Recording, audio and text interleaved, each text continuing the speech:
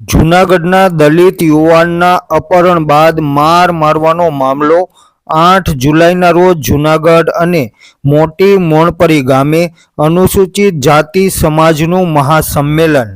આ પહેલા દલિત સમાજના અગ્રણી રાજુભાઈ સોલંકીનો એક વિડીયો સામે આવેલો છે, જેમાં તેઓ અમારી માંગ સ્વીકારવામાં નહીં આવે તો અમે ઇસ્લામ ધર્મ અપનાવશું તેવી ચીમકી ઉચ્ચારતા નજરે પડી રહ્યા છે।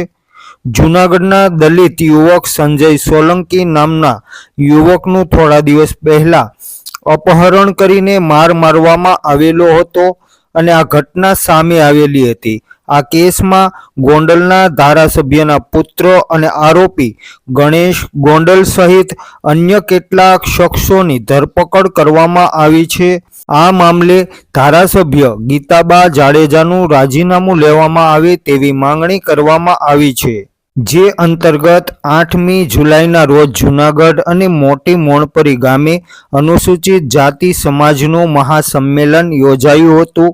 આ પહેલા દલિત સમાજના અગ્રણી રાજુભાઈ સોલંકીએ એક વિડીયો થકી ચીમકી ઉચ્ચારી હતી। રાજુભાઈ સોલંકીએ વિડીયો બનાવીને જણાવ્યું છે કે અમે નક્કી કરેલું છે ઓછામાં ઓછા 2 લાખ મોટરસાઇકલ અને 5000 પીડિતોને લઈને ગાંધીનગર જવાના છીએ અને મુખ્યમંત્રી, રાજ્યપાલ અને કમલમ ખાતે પ્રદેશ પ્રમુખને આવેદનપત્ર આપશું। અમારી માંગણી છે કે ધારાસભ્ય ગીતાબા જાડેજાનું રાજીનામું લેવામાં આવે અને જયરાજસિંહ જાડેજાની ધરપકડ કરવામાં આવે। આ સાથે તેમણે ચીમકી ઉચ્ચારતા કહેલું છે કે અમારી માંગ સ્વીકારવામાં નહીં આવે તો 150 સોલંકી પરિવાર ઇસ્લામ ધર્મ અંગીકાર કરશે। તેમણે જણાવેલું છે કે 15મી ઓગસ્ટના રોજ રજૂઆત કરવા ગાંધીનગર જશે। તેની સત્તાવાર જાહેરાત 8 જુલાઈના રોજ આયોજિત અનુસૂચિત જાતિ સંમેલન કાર્યક્રમમાં તેઓ કરવાના છે। સામાજિક કાર્યકર જૂનાગઢ આજરોજ વિસાવદર તાલુકાના મોટી મોણપરી ગામે ડૉક્ટર બાબા સાહેબ આંબેડકરના પ્રતિમાનું અનાવરણનો કાર્યક્રમ રાખેલો છે।